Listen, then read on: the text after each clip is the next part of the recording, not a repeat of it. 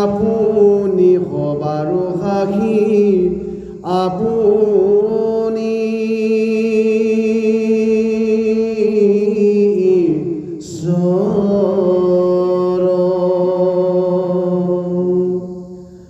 নুচুৱে জীৱক পাপ পৈণতিয়া ফল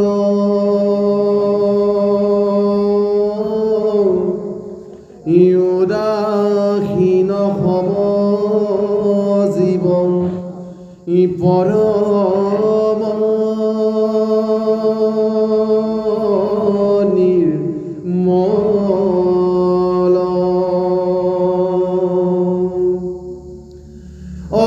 ৰাম কৃষ্ণ গণ ভজে জীৱ এই মাত্ৰ দুখ এতেকে নানা দুখ দেখে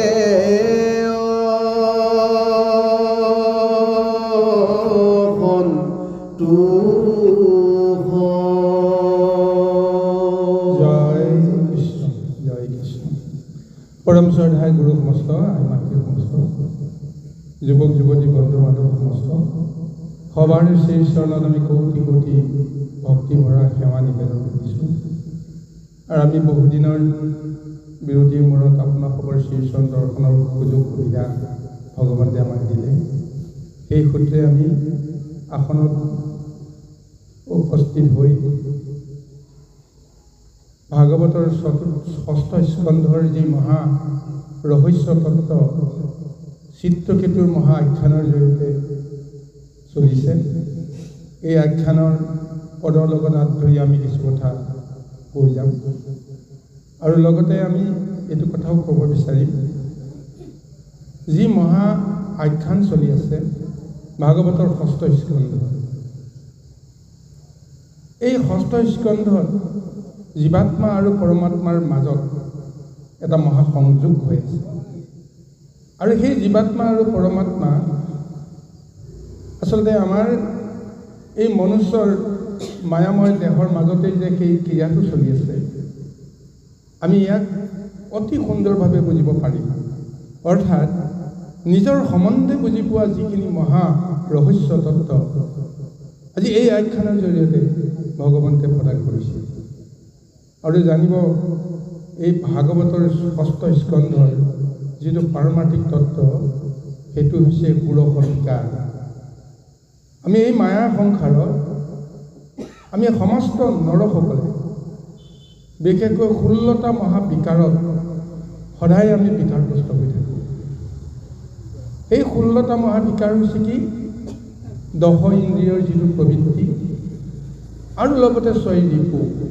কাম ক্ৰোধ লোভ মোহ মাদ মৎসৰ্য গতিকে 10 6 16টা এই 10 ইন্দ্ৰিয়ৰ প্ৰবৃত্তি আৰু মহা 6 ৰিপুৰ প্ৰবৃত্তিয়ে সকলো সময়তে আমাৰ দেহ আৰু মনক সদায় অস্থিৰ কৰি ৰাখে অৰ্থাৎ বিকাৰগ্ৰস্ত কৰি ৰাখে শুদ্ধভাৱে মনে একো কৰ্ম কৰিব নোৱাৰে গতিকে এই কৰ্ম কৰিবলৈ যাওঁতে মায়া সংসাৰত আমি যিমানেই ধৰ্ম কৰ্ম নকৰোঁ কিয় যিমানেই আমি জ্ঞান আহৰণ নকৰোঁ কিয় যিমানেই আমি ভক্তি নকৰোঁ কিয় এই 16টা মহাবিকাৰে আমাক সদায় চঞ্চল কৰি ৰাখে গতিকে এই কাৰণে গন্ধৰ্বৰ প্ৰতি চিত্ৰকেতু কি হৈছে পুনঃ চিত্ৰকেতু বা গন্ধৰ্বসকল আচলতে ভগৱন্তৰ মহাভক্ত দেৱতাৰ এক ৰূপ গন্ধৰ্বসকল সদায় ঈশ্বৰৰ গুণানুকীৰ্তনে গাই থাকে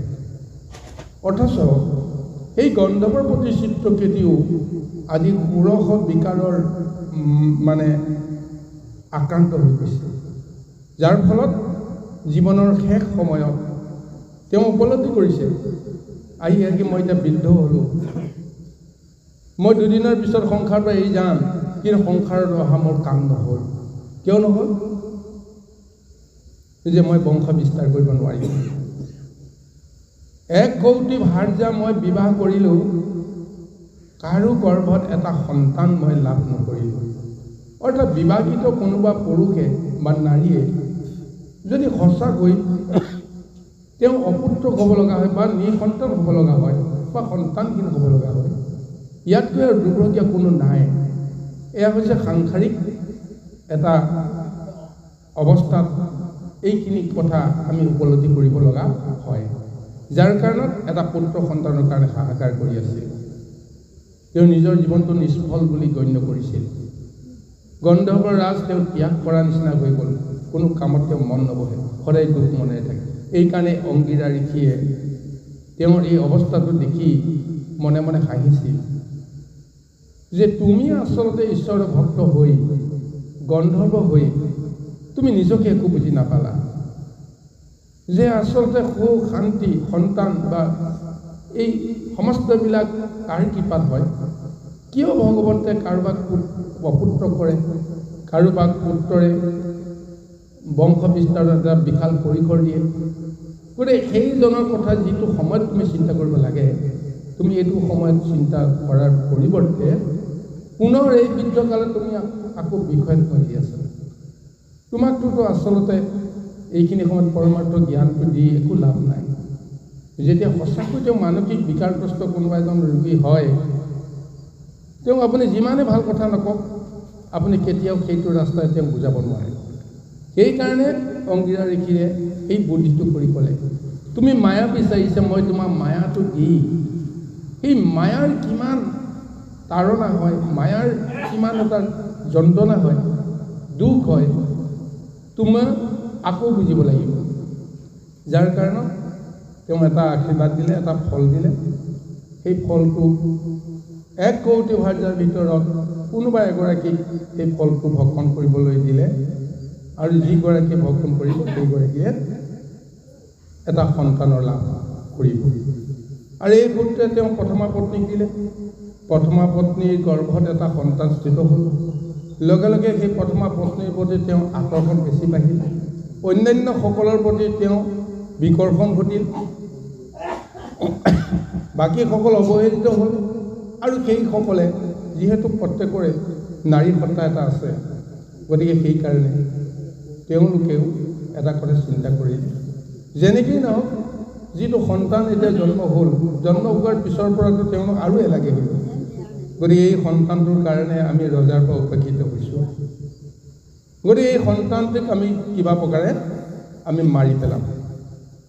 সন্তানটোক মাৰি পেলোৱাৰ পিছততো এতিয়া আমাৰ দুখ কৰিব লগাও নাই, আৰু আমাৰ সন্মুখতে কোনোবাই হাঁহি ফূৰ্তি কৰি তামাচা কৰি থাকিব। গতিকে আমি কেনেকৈ সহ্য কৰিম? গতিকে আমাৰো নাই, গতিকে তেওঁলোকৰো নোহোৱা হ'ব। এনেকুৱা এটা চিন্তা কৰি মৰমৰ চলেৰ বিষ খুৱাই মাৰিলে।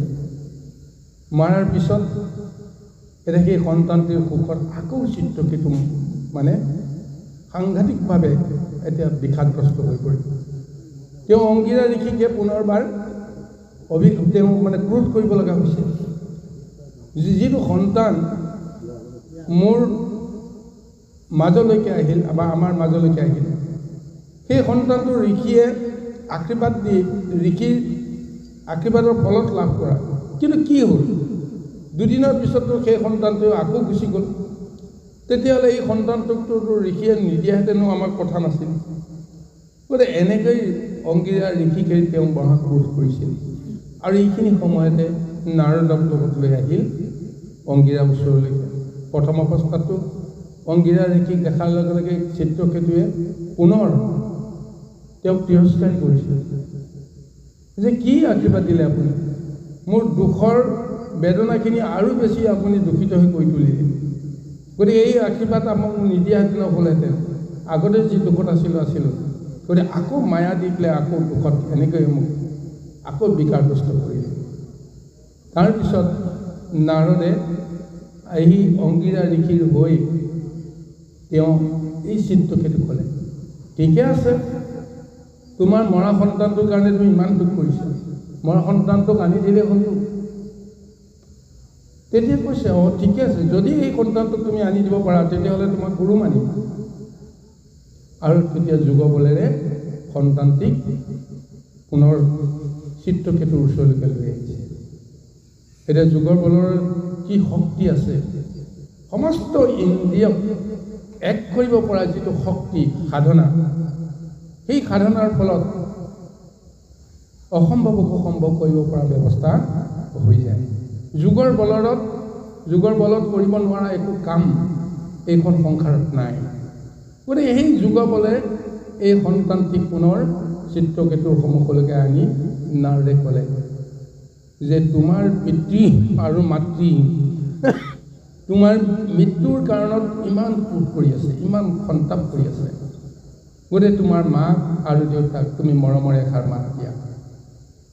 তাৰ পিছতে এতিয়া পদত উল্লেখ কৰিছে, জীৱে মাতিলে ক শুনি নাৰদৰ বাণী, কাৰ মই পুত্ৰ পিতৃ মোৰ আছে কেনি, কৰ্মফলে ভ্ৰম মই সকলো জনিত, খেনো ঊৰ্ধ খেনো অধ খেনো পৃথিৱীত। এই জীৱাত্মাই এতিয়া নাৰদৰ ফালে চাই চিত্ৰকেতুক এক প্ৰকাৰ উপেক্ষা কৰি কৈছিল যে মই কাৰ সন্তান, এই জীৱটোতো কাৰো সন্তান বুলি পৰিচয় দিব লগা আচলতে একো শুদ্ধ ৰাস্তাই নাই, ব্যৱস্থাই নাই। আজি তেওঁ কৈছে যে আজি মই কাৰোবাৰ সন্তান হৈ আছোঁ, কিন্তু ইয়াৰ আগত কিমানটা জন্ম মোৰ ল'লোঁ তাৰ হিচাপটোতো মই নাজানো। গতিকে ইয়াৰ আগত মই কাৰ সন্তান আছিলোঁ? এতিয়া জীৱাত্মাই কৈ আছে, জীৱাত্মা প্ৰকৃততে মায়াৰ পৰা তেওঁ মুক্ত, পৰমাত্মাও মায়াৰ পৰা মুক্ত। কিন্তু এই জীৱাত্মাক ইন্দ্ৰিয় বৰ্গই যেতিয়া লগত ৰাখি, ইন্দ্ৰিয় বৰ্গই যেতিয়া ৰজা হিচাপে আহি মনাত্মাক মানে, জীৱাত্মাক মানে, গতিকে সেইকাৰণে জীৱাত্মা আৰু মনাত্মা কেতিয়াও ইন্দ্ৰিয় বৰ্গৰ পৰা আঁতৰি যাব নোৱাৰাৰ কাৰণত তেওঁলোক মায়াত বশৱৰ্ত হৈ থাকে। কিন্তু যেতিয়া দেহ এৰি গুচি যায় তেতিয়া জীৱাত্মা মুক্ত হৈ যায়, সি পৰমাত্মাৰ অংশত তেওঁ নিজেই এক ৰূপ পাই যায়। গতিকে সেইকাৰণে তেওঁ আজি কৈছে যে জীৱাত্মাৰ কাৰো পিতৃ হ'ব নোৱাৰে, কাৰো মাতৃ হ'ব নোৱাৰে, কাৰো সন্তান হ'ব নোৱাৰে। গতিকে এতিয়া মোক কাৰোবাৰ সন্তান বুলি পৰিচয় দি আছা, কিন্তু কোন কাৰ সন্তান হ'ব পাৰে? কৰ্মফলত আমি সমস্ত যোনিত জীৱবিলাকে ভ্ৰমণ কৰি থাকোঁ। যিটো যোনিত আমি কৰ্ম কৰোঁ তাৰ ফলটো ভুগিবৰ কাৰণে আমি পিছৰ যোনিলৈকে আকৌ যাব লাগিব। গতিকে তেওঁ কৈছে যে এতিয়া মই 12 দিনৰ আগতে এইখন সংসাৰৰ পৰা এটা দেহ এৰি থৈ গুচি গ'লোঁ। এতিয়াতো মই এতিয়া এজন ব্ৰাহ্মণৰ মই 12 দিনীয়া সন্তান হৈ আছোঁ, 12 দিনীয়া পুত্ৰ হৈ আছোঁ। এতিয়া এইখিনি সময়ত এতিয়া মোৰ পিতৃ মাতৃ বুলি পৰিচয় কাক দিম? আৰু একেখিনি সময়তে এতিয়া যদি এইজনক চিত্ৰকেতুক দেখুৱাই কৈছে, এইজনক যদি মই পিতৃ বুলি কওঁ, প্ৰকৃততে পিতৃ হ'ব পাৰে নে নোৱাৰে? এই কথাখিনিকে এতিয়া অতি ৰহস্যপূৰ্ণ এটা দিশ উন্মোচন কৰাই আমাক বুজিবৰ কাৰণে, বুজাবৰ কাৰণে ভাগৱতৰ জৰিয়তে প্ৰযত্ন কৰিছে। যে তেওঁ কৈছে, এসম্বেকে পিতৃ মাতৃ নিস্তে হৈ যেবে, সকলো জনিত তেনে উপযোগ তেবে, হবেও সবাৰো পিতৃ মাতৃ বন্ধুজন, হবেও সবাৰো শত্ৰু মিত্ৰ উদাসী। যে আজি যদি কাৰোবাৰ গৰ্ভত জন্ম হোৱাৰ পূৰ্বে মই আজি তেওঁৰ সন্তান হৈছোঁ, কিন্তু কাইলৈতো মোৰ পিতৃজনে মোৰ গৰ্ভত জন্ম যেতিয়া হ'ব, মোৰ সন্তান হিচাপে যেতিয়া জন্ম হ'ব, তেতিয়া আচল সম্বন্ধটো কি হ'ব? গতিকে কোনোবাজনৰ এটা জন্মত পিতৃ হ'ব পাৰে, এটা জন্মত তেওঁ পুত্ৰ হ'ব পাৰে, নাতি হ'ব পাৰে, বাৰু অন্যান্য বেলেগ বিষয় এটা বান্ধ খাব পাৰে। কিন্তু প্ৰকৃত সম্বন্ধটো কি হ'ব? তাৰমানে সম্বন্ধটো আচলতে মিছা, এইবিলাক মায়া। দুদিনৰ কাৰণত আমি এটা সম্বন্ধ গঢ়োঁ, কিন্তু সেই সম্বন্ধটো প্ৰকৃত নহয়। সম্বন্ধ আমাৰ কাৰ লগত কৰিব লাগে, কিন্তু আমি সম্বন্ধ কৰি আছোঁ কাৰ লগত? এতিয়া বিষয় সংসাৰ, স্বামী স্ত্ৰী, পুত্ৰ পিতৃ মাতৃ, ইষ্ট কুটুম্ব, এই সমস্তকে আমি আপোন বুলি, নিজৰ বুলি আমি পৰিচয় দি আমি সম্বন্ধ কৰি আছোঁ। কিন্তু এতিয়া প্ৰকৃততে কৈছে কোনে কাৰ শত্ৰু? তাৰ যদি আধ্যাত্মিক বিচাৰটো আমি কৰিব চাওঁ, তেতিয়া যাৰ লগত আমি সংসাৰ কৰি আছোঁ, যাৰ লগত আমি সদায় এনেদৰে সম্বন্ধ কৰি আছোঁ, সেইসকলেই বন্ধুৰ চলেৰে আমাক শত্ৰুতা আচৰণ কৰি আছে। মায়া সংসাৰত আমাক মজাই ৰাখিবৰ কাৰণে সেইসকলে আমাক বাধ্য কৰাইছে। স্বৰূপতে চাওকচোন বাৰু, হয়নে নহয়? নিজৰ গৃহত স্বামীয়ে সদায় ভাৰ্যাক আটাইতকৈ বেছি ভাল পায়, ভাৰ্যাই আটাইতকৈ বেছি ভাল পায় স্বামী। মাকে পুত্ৰক ভাল পায়, সন্তানক ভাল পায়, পিতৃও ভাল পায়। কিন্তু প্ৰতিটো ভাল পোৱাৰ নামত এটা এটা স্বাৰ্থ আছে, এটা এটা বিষয় আছে। বিনা কাৰণত কেতিয়াও কোনেও কাকো ভাল পাব নোৱাৰে, বিনা কাৰণত কোনেও কাকো মৰম কৰিব নোৱাৰে। তাত এটা স্বাৰ্থ থাকিব। সেই স্বাৰ্থত থকাৰ কাৰণতে আমি ইজনৰ লগত সিজনৰ সম্বন্ধ কৰোঁ, ইজনৰ ওপৰত সিজনে নিৰ্ভৰ কৰোঁ। যেতিয়াই আমাৰ নিৰ্ভৰশীলতাটো মনৰ পৰা গুচি যাব, ভবামতে যেতিয়া সিজনে আমাৰ স্বাৰ্থটো পূৰণ নকৰিব, মুহূৰ্তৰ ভিতৰতেই আমি প্ৰত্যেকৰ পৰা আঁতৰি আহোঁ, প্ৰত্যেককে আমি শত্ৰু জ্ঞান কৰিবলৈ বাধ্য হওঁ। নহ'লে গৃহ কণ্ডল কিয় হয়? আনৰ লগত কণ্ডল হোৱাটো বেলেগ কথা, কিন্তু স্বামী স্ত্ৰীৰ মাজত কিয় কণ্ডল হয়? পিতৃ আৰু পুত্ৰৰ মাজত কিয় কণ্ডল হয়? ভাই ভাই কিয় ঠাই ঠাই হ'ব লগা হয়? এই কথাখিনিৰ অন্তৰালত এটাই কথা আছে, প্ৰত্যেকৰে কিবা নহয় কিবা এটা বিষয়ৰ বাঞ্ছা হয়তো কোনোবা এজনৰ ওচৰত কৰিব লগা হয়, আৰু যেতিয়া সেই বিষয় বাঞ্ছা পূৰণ নহ'ব তেতিয়া তেওঁ শত্ৰুত পৰিণত হ'ব। গতিকে এই শত্ৰুতাটো আচলতে আমাৰ গৃহ কণ্ডলৰ পৰাই আৰম্ভ হৈ যায়। গতিকে সেইকাৰণে কৈছে গৃহখনক এক অন্ধকূপৰ লগত তুলনা কৰিছে মায়া সংসাৰত। গৃহৰ মায়াত যদি আপুনি অভ্যস্ত হৈ থাকে, অৰ্থ ধন টকা পইচা সুখ শান্তি সমস্তবিলাকৰ পিছে পিছে দৌৰি ফুৰোঁতে আপুনি নিজৰ বিষয়ে পাহৰি যায়। এইখন সংসাৰলৈ তুমি কি কৰিবলৈ আহিছিলা? এইখিনি কৰিবলৈ আহিছিলা নেকি? কাৰোবাৰ অভাৱ পূৰণ কৰিবৰ কাৰণে, কাৰোবাক সহায় কৰিবৰ কাৰণে, কাৰোবাক দিবৰ কাৰণে, বা কাৰোবাৰ পৰা তুমি পাবৰ কাৰণে? এইটো কাৰণতে তুমি জন্মগ্ৰহণ কৰিছিলা নে অন্য কিবা কাৰণ আছে? কোনে তোমাক এইখন সংসাৰলৈ আনিলে? কোনে তোমাক জীয়াই ৰাখিছে? কোনে তোমাক কৰ্ম কৰাইছে? কোনে তোমাক ইমান অহংকাৰী হ'বৰ কাৰণে শক্তি দিছে? এইবিলাক কথা ভাবিবৰ কাৰণে আমাৰ সময় নাই, যেতিয়া আমি বিষয়ত মজি থাকোঁ। এইকাৰণে আজি চিত্ৰকেতুৰ জৰিয়তে এজন পৰম ভক্ত যেতিয়া, ভগৱন্তৰ পৰম ভক্ত যেতিয়া তেওঁ বিষয়ত মজি থাকে, তেওঁৰ আত্মজ্ঞানখিনি যেতিয়া নাইকিয়া হৈ যায়, গতিকে ভগৱন্তে লীলা কৰি নাৰদৰ হতুৱাই, অংগীৰাৰ হতুৱাই তেওঁক এক দিব্য জ্ঞান দিবৰ কাৰণে আজি এই এক লীলা কৰিছে। আৰু যাৰ কাৰণত আমি ইমান দুখ কৰোঁ, সেইজনৰ স্বৰূপটো আমাক বুজাই দিবলৈ কৈছে। এতিয়া সন্তানক কিমান ভাল পায়, চিত্ৰকেতুৱে তাৰ প্ৰমাণটো দিবলৈ গৈ কিমান তেওঁ দুখ কৰিছে, কিমান তেওঁ কান্দিছে। কিন্তু সন্তানটোৱে আহি তেওঁক কি বুলি সম্বোধন কৰে, কি বুলি তেওঁক গণ্য কৰে, কি বুলি পৰিচয় দিয়ে, এই কথাখিনি সন্তানৰ পৰাই আনিব লাগিব। গতিকে এইকাৰণে চিত্ৰকেতুৰ জৰিয়তে এইখিনি জ্ঞান আমি উপলব্ধি কৰিব লাগিব। এইকাৰণে এই সদ্যজাত শিশুটো ইতিমধ্যে সংসাৰৰ পৰা গুচি গ'ল, তেওঁৰ জীৱাত্মাটোক যুগবলেৰে মাতি আনি এতিয়া পৰিচয় দিয়াবৰ যত্ন কৰিছে। আচলতে সেই জীৱাত্মাটোৰ লগত চিত্ৰকেতুৰ বা আমাৰ দৰে বিষয়সকলৰ কি সম্বন্ধ? গতিকে সেই কথাটোকে কৈছে, একো জনমত সম্বন্ধত থিত নাই, এই মতে জানা হবে বিনষ্ট পৰাই, পুত্ৰ ভাৰ্যা পশু ধন বস্ত্ৰ অলংকাৰ, যেতিখনে বেচিলে তেখনে ভৈলতা। এই সম্পদবিলাক কোনো দিন কাৰো চিৰদিনীয়া নহয়। হাতত থকালৈকে আমি ক'ব পাৰোঁ যে এইটো মোৰ মোৰ, হাতৰ পৰা গুচি যোৱাৰ পিছত মোৰ বুলি কোৱাৰ অধিকাৰ আমি কেতিয়াও লাভ নকৰোঁ। যিমানেই ধন নাথাকক, যিমানে টকা পইচা নাথাকক, কাৰোবাৰ হাতত যেতিয়া চঞ্জি দিলোঁ, তাৰপিছত আপুনি কেতিয়াও দাবী কৰিব নোৱাৰে যে সেইখিনি মোৰ। অথচ এয়াই বিষয় সম্বন্ধ ব্যৱস্থাবিলাকো সেইটোৱেই যে আমি পত্নীক কিয় বেছি ভাল পাওঁ, যে তেওঁ আমাক বিষয়ৰ আনন্দখিনি তেওঁ পূৰ্ণ কৰাব, এইকাৰণেই তেওঁ ভাল পাওঁ।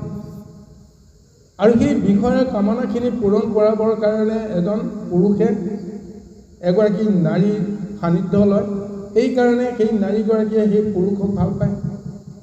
কিন্তু স্বৰূপাৰ্থত এই ইন্দ্ৰিয় সুখ ভোগৰ পৰা আমাৰ পাৰমাৰ্থিক কি লাভ হ'ব? আমি নিজৰ বিষয়ে কিখিনি জ্ঞান পাম? একো নাপাওঁ। ইন্দ্ৰিয় এটা বিষয়ত আমাক সকলোকে ডুবাই ৰাখিছে। আমি বুজিব নোৱাৰা এটা অৱস্থা পাই আছোঁ। কিন্তু ভক্ত হ'লে তেওঁ নিজৰ অজ্ঞানতাখিনি তেওঁ দূৰ কৰাব লাগিব। এইকাৰণে ভগৱন্তে আছে কৃপা কৰি চিত্ৰকেতুৰ দ্বাৰা আজি এই অজ্ঞানতা দূৰ কৰাৰ কাৰণত এক মহৰ্ষি নাৰদ মহৰ্ষি অংগীৰাৰ জৰিয়তে এই কৰ্মখিনি কৰাইছে। আৰু চাবলৈ গ'লে নাৰদ কোন এইটোকো যদি আমি চিন্তা কৰোঁ, তেতিয়াহ'লে নাৰদৰ পৰিচয় আমি ওপৰে চাওঁ যে ব্ৰহ্মাৰ পুত্ৰ। কিন্তু এইটো বিষয় সম্বন্ধ সূত্ৰে এটা পৰিচয় হয়। কিন্তু ভগৱন্তে আৰু এঠাইত কৈছে যে তেওঁ লীলা কৰিবলৈ আহোঁতে এটাকৈ 24টা মহাঅৱতাৰ লৈছে, তাৰ ভিতৰত নাৰদ এটা। গতিকে ভগৱন্তৰ এক মহাৰ অৱতাৰ হৈছে নাৰদ। আৰু সেই নাৰদে বিষয় সংসাৰ লোকসকলক পৰিচয় দিছে যে মই ব্ৰহ্মাৰ পুত্ৰ। স্বয়ংপ্ৰভু ভগৱন্তৰ গুণনাম কীৰ্তন মই নিজে কৰি আজি ভগৱন্তৰ তেওঁ যেন ভক্ত হয় তাৰ প্ৰমাণটো জগতক দিছে। কিন্তু আধ্যাত্মিকত তেওঁ নিজে জানে যে মইতো ভগৱন্তৰ অংশ কলা, যি কৰোঁ মই ভগৱন্তৰ অংশস্বৰূপেই মই কৰ্মখিনি কৰিব লাগিব। গতিকে এতিয়া ভগৱন্তৰ কৰ্ম কৰিবলৈ যাওঁতে তেওঁ নাৰদৰ ৰূপত বেলেগ এটা পৰিচয় দিয়াইছে, যিটো কাৰণত এতিয়া আমি মায়াত থকাসকলে এই কথাটো বুজি পোৱা নাই। কিন্তু আচলতে এই নাৰদে ঈশ্বৰৰ দূত হৈ বা ঈশ্বৰৰ এটা ৰূপ হৈ ভক্ত চিত্ৰকেতুক তেওঁ অন্ধকাৰৰ পৰা পোহৰলৈ আনিবৰ কাৰণে এই লীলাটো লাগিছে। গতিকে এতিয়া এই জীৱাত্মাই কৈ আছে, পুত্ৰই কৈ আছে, যাৰ মোহত বন্দী হৈ আছিল চিত্ৰকেতু, এতিয়া তেওঁৰ মুখৰ পৰা শুনা এই দিব্য জ্ঞান এতিয়া তেওঁৰ হৃদয়ত কেনেদৰে ক্ৰিয়া কৰে, এইখিনি কথা নিশ্চয় ভাগৱতৰ পদত উল্লেখ কৰিছে। আহক আমি পৰৱৰ্তী পদলৈকে আগবাঢ়ো। কৃষ্ণ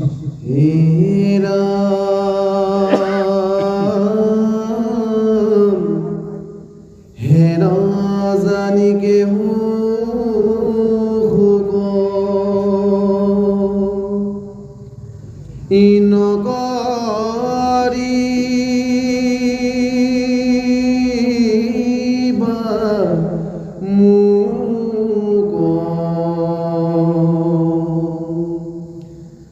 যাবে জীবা মানে কৃষ্ণ দেৱ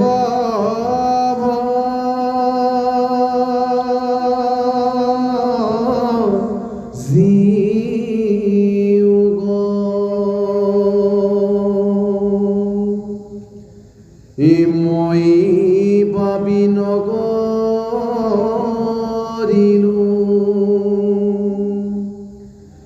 বিষ্ণু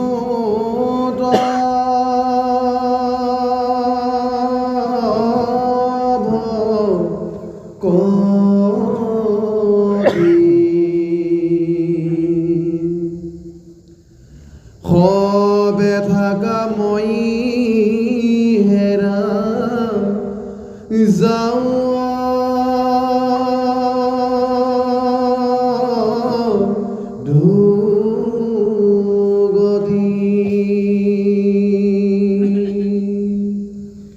অৰামই বুলি জীৱে চাৰি গৈলা দে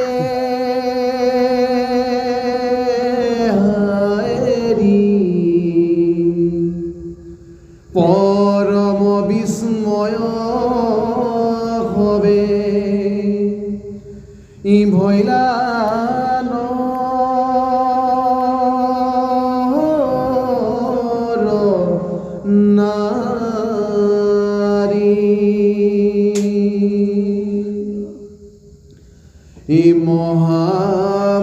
মহামোহনী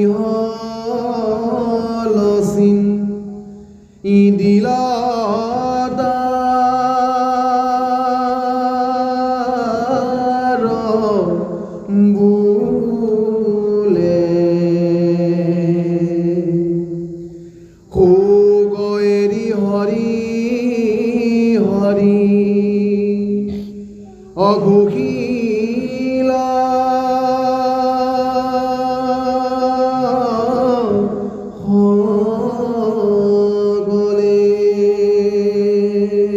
এইকাৰণে জীৱাত্মাই বা এই চিত্ৰকেতুৰ পুত্ৰজনে এতিয়া পৰিচয় দিছে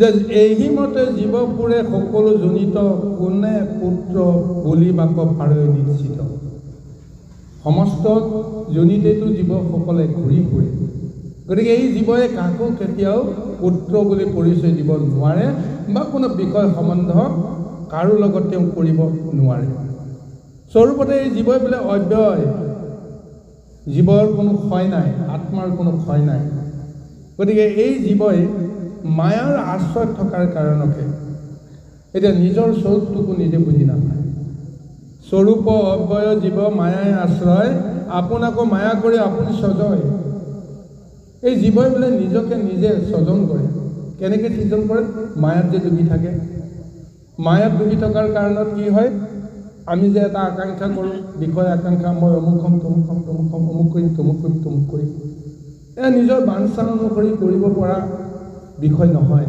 ভগৱতৰ ইচ্ছাতহে সমস্ত কৰ্ম সাধন হয় কিন্তু আমি অহংকাৰী জীৱাবিলাকে মায়াত থাকি নিজকে নিজে এটা বেলেগ ৰূপ সজাবলৈ যত্ন কৰোঁ গতিকে এইকাৰণে কৈছে আপুনি আপোনাক সজয় বুলি কৈছে কিন্তু এই জীৱৰ প্ৰকৃততে কি হয় নাহি তাৰ শত্ৰু মিত্ৰ আপোন বা পৰ আপুনি সবাৰো সখী আপুনি ঈশ্বৰ এই জীৱই কাকো কেতিয়াও আপোন বুলি ক'ব নোৱাৰে কাৰো শত্ৰু হ'ব নোৱাৰে জীৱৰ আপোন আৰু পৰ নাই জীৱৰ সম্বন্ধ কাৰ লগত পৰমাত্মাৰ লগত এজনৰ পৰাই আমি সকলোৱে আহিছোঁ আৰু আমি এজনতেই আমি সকলোৱে মিলিত হওঁ জীৱনৰ আচল ৰহস্যটো আচল সত্যটো সেইটোৱে মোক পিতৃয়ে কোনো কাৰণতে মোক জন্ম দিব নোৱাৰে মাতৃয়ে কোনো কাৰণতে জন্ম দিব নোৱাৰে যদি ঈশ্বৰে ইচ্ছা নকৰে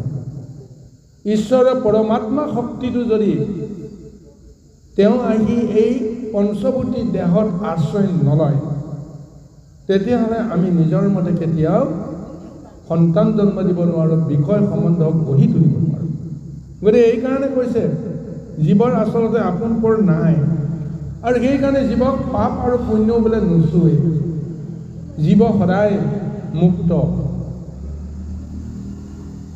কিন্তু এই মুক্ত জীৱও যেতিয়া সংসাৰত কৰ্ম কৰিবলৈ আহোঁতে ইন্দ্ৰিয়বৰ্গৰ লগত জড়িত হ'ব লগা হয় কৰ্মফল শেষত জীৱই ভুগিব লগা হৈ যায় এইকাৰণে আজি এই জীৱাত্মা ৰূপী চিত্ৰকেতুৰ পুত্ৰজনে এতিয়া নিজকে কৈছে যে জীৱই প্ৰকৃততে জন্ম হৈ সংসাৰ পৰা যদি মুক্তি পাব লাগে তেতিয়াহ'লে শুদ্ধ দেহ শুদ্ধ সংস্কাৰ লাভ কৰিব পাৰিব লাগিব কিন্তু বিষয়তে মজাই থাকি যদি কৰ্ম কৰোঁ পাপ আৰু পুণ্যৰ ফলত আমি সংসাৰত আমি সদায় আসক্ত হ'বলৈ আমি বাধ্য হওঁ সংসাৰৰ পৰা মুক্ত হ'ব নোৱাৰোঁ সেইকাৰণে মই 12 দিনৰ আগতে মই মৃত্যুবৰণ কৰিলোঁ বা দেহ এৰি গুচি গ'লোঁ গৈ মই অন্য এটা দেহত এতিয়া মই আকৌ আশ্ৰয় ল'লোঁ কিহৰ কাৰণত যে মোৰ কৰ্মফল মই য'ত অৱস্থান কৰিব লাগিছিল ত'ত মই অৱস্থান কৰিব নোৱাৰিলোঁ এটা পাপময় দেহাত ইন্দ্ৰিয় বৰ্গৰ জৰিয়তে যিখিনি জীয়াটো ভোগাইছে সেইখিনি ভুগিবৰ কাৰণে মই বাধ্য হ'লোঁ কৰ্মটো মই নিজৰ মতে কৰিব নোৱাৰিলোঁ যাৰ ফলত এতিয়া মই পুনৰ অন্য এটা যোনিলৈকে যাব লগা হৈছোঁ সেইকাৰণে এতিয়া তেওঁ বুজাইছে সকলোকে তেওঁ শুনাইছে কাৰো মৃত্যুৰ কাৰণে কোনেও দুখ কৰিব লগা নাই কাৰো জন্মৰ কাৰণে কোনেও আনন্দ কৰিব লগা নাই এটা সন্তান যেতিয়া আমাৰ গৃহলৈকে আহে আমি সকলোৱে আনন্দ কৰোঁ কিন্তু আমিতো ক'ব নোৱাৰোঁ তেওঁৰ ভৱিষ্যতটো কি হ'ব পাৰে যদি তেওঁ সঁচাকৈ দুখেৰে গোটেই জীৱনটো কটাবৰ কাৰণে সংসাৰলৈকে আহিছে তেতিয়াহ'লে সেই সন্তানটো আমাৰ মাজলৈ অহাটোত আমি আনন্দ কৰাৰ কিবা কাৰণ থাকিব পাৰে নেকি আৰু এই সন্তানটোতো নিজৰ ইচ্ছামতেতো অহা নাই বা আমাৰ ইচ্ছামতেতো অহা নাই। যদি কোনোবাজনে যদি তেওঁক এইখন সংসাৰলৈ আনিছে, সেই কোনোবাজনেহে জানিব তেওঁ কিয়লৈ আহিছে, তেওঁ কি কৰিব কি নকৰিব। আমি কেৱল মাজতে বিষয়ৰ এটা সম্বন্ধ লৈ আমি সঁচাটোক মিছা দেখিছোঁ, মিছাটোক সঁচা দেখিছোঁ, আপোনক পৰ দেখিছোঁ, পৰকে আৰু আমি আপোন দেখিছোঁ। অৰ্থাৎ নিজেই অজ্ঞান অন্ধকাৰত আমি মজি আছোঁ। তাৰ প্ৰমাণটো এনেদৰে আমি পাব লাগিব। এইকাৰণে কৈছে, হেন জানি সুখ কেহু সুখ নকৰিবা মোক, যাবে জীৱ মানে কৃষ্ণদেৱ ভজিও ক। গতিকে জীৱৰ কাৰণে কেতিয়াও সুখ আৰু সন্তাপ কৰাটো উচিত নহয়। যদিহে আমি কাৰোবাৰ কথা ভাবিব লাগে, কাৰোবাক চিন্তা কৰিব লাগে, যিজনে জন্ম আৰু মৃত্যুৰ মুখ্য খেলাখন যিজনে খেলি আছে, সেইজন হৈছে কৃষ্ণদেৱ। সেই কৃষ্ণদেৱকে আমি ভজিব লাগে। কৃষ্ণদেৱৰ কাৰণে আমি সংসাৰলৈ আহিছোঁ, সংসাৰৰ পৰা আমি গৈছোঁ, সংসাৰত আমি কৰ্ম কৰি মজি আছোঁ। গতিকে সেই কৃষ্ণদেৱক ভজাৰ বাহিৰে আমাৰ কোনো কৰিব লগা একো নাই। আৰু সেইকাৰণে কৈছে, মই পাপী নকৰিলোঁ বিষ্ণুত ভকতি, সবে থাকা মই হেৰা যাওঁ অধোগতি। গতিকে মই মহাপাপী, মই কৃষ্ণদেৱক মই নভজিলোঁ ইয়াৰ আগত। সেইকাৰণে মই মৰাৰ পিছত বা এটা দেহ এৰি মই অন্য এটা দেহলৈকে আকৌ যাব লগা হ'লোঁ। এতিয়া আৰু মই বিলম্ব কৰাৰ প্ৰয়োজন নাই, সকলো থাকা মই গুচি যাওঁ। ক'লৈ গুচি যাওঁ? যে 12 দিনৰ আগতে ইঠাইৰ পৰা গৈ যে সিঠাইত মই এটা ঘৰ বান্ধিলোঁ, এটা ঘৰত সোমালোঁ। গতিকে সেইটো গৃহত মই এতিয়া যাব লাগিব। তাতো মোৰ পিতৃ আছে, তাৰো মোৰ মাতৃ আছে, বিষয় সম্বন্ধ সেইসকলে মোক এতিয়া বিচাৰি আছে। নাৰদে কৈছে, আপুনি মতাৰ কাৰণে মই আহিব লগা হৈ গ'লোঁ, কিন্তু বিলম্ব হ'লে সকলো অনৰ্থ হ'ব। এই নশ্বৰ দেহটো যদি কিবা কাৰণত যদি নষ্ট কৰি দিয়ে, জীৱাত্মাৰ অৱস্থা কি হ'ব? তেওঁ গৈতো আকৌ সেই দেহতটো প্ৰৱেশ কৰিব নোৱাৰিব। গতিকে সেইটোৱে ভয় যে ইয়াত বিলম্ব কৰি থাকিলে জগতৰ অনৰ্থ হ'ব। গতিকে এনেদৰে নিজকে কৈছে, মই পাপী নকৰিলোঁ বিষ্ণুত ভকতি, সবে থাকা মই হেৰা যাওঁ অধোগতি। তাৰমানে ইটো জন্মৰ পৰা সিটো জন্মলৈ যোৱা মানে তেওঁ ঊৰ্ধ্বগামী হোৱা নাই, সংসাৰতে মজি আছে, সেইকাৰণে অধোগামী হোৱা বুলি নিজেই নিজক এতিয়া চিনি পাইছে, বুজিছে। আৰু এই কথাটো যেতিয়া এই জীৱাত্মাই কৈ দিলে, সকলোৱে জানিছে। বিশেষকৈ নাৰদেতো অংগীৰা ঋষিটো আগতেই জানে, তেওঁলোক পৰম যোগপুৰুষ, যোগৰ মাধ্যমেৰে সমস্ত তত্ত্ব তেওঁলোকে জানে, কিন্তু এতিয়া তেওঁলোকে ক'লেও বিশ্বাস নকৰে। গতিকে সেইকাৰণে এখন নাটক কৰিব লগা হৈছে। যাৰ মুখেৰে ক'লে তেওঁ শুনিব, আটাইতকৈ মৰমৰ লোকজনে যেতিয়া যি ক'ব, মই যাক আটাইতকৈ বেছি ভাল পাওঁ, যাক আটাইতকৈ বিশ্বাস কৰোঁ, তেওঁৰ মুখৰ পৰা যিটো কথা মই পাম, সেইটোক মই দৃঢ়তাৰে বিশ্বাস কৰিম। কিন্তু যিজনৰ লগত মোৰ কোনো আত্মিক সম্বন্ধ নাই, সেইজনে কিবা এটা ক'লে বুলি মই তেওঁৰ কথা সহজতে মানি নলওঁ। যাৰ ফলত এতিয়া অংগীৰা ঋষিৰ কথাও মানিবলৈ অস্বীকাৰ কৰিছে চিত্ৰকেতুৱে, আৰু নাৰদৰ কথাকো মানিবৰ কাৰণে অস্বীকাৰ কৰিছে। অথচ জানে যে এওঁলোক ব্ৰহ্মপুৰুষ, কিন্তু তথাপিও তেওঁলোকৰ কথা নামানাৰ কাৰণত এতিয়া মায়াত মজি থকা এই চিত্ৰকেতুৰ পুত্ৰৰ মুখেৰে এই সমস্ত কথা যেতিয়া ব্যক্ত কৰাই দিলে, এই কথাখিনিৰ আলমতহে এতিয়া নাৰদ আৰু অংগীৰাই এতিয়া চিত্ৰকেতু এটা দিগদৰ্শন দিবলৈ সুযোগ পাব। এই সূত্ৰে এতিয়া ভাগৱতৰ পথ আগবাঢ়ি গৈছে। আহক ইয়াৰ পৰৱৰ্তী পদলৈকে আমি আগবাঢ়ি যাওঁ। এই ৰাম ৰাম কিয়া কাৰ্য কৰিলকো হলবে বহাৰ, দুষ্ম পুতৰ স্নেহ গুচিল ৰাজাৰ, জীৱা নাৰী গণে বালে কক বধিলে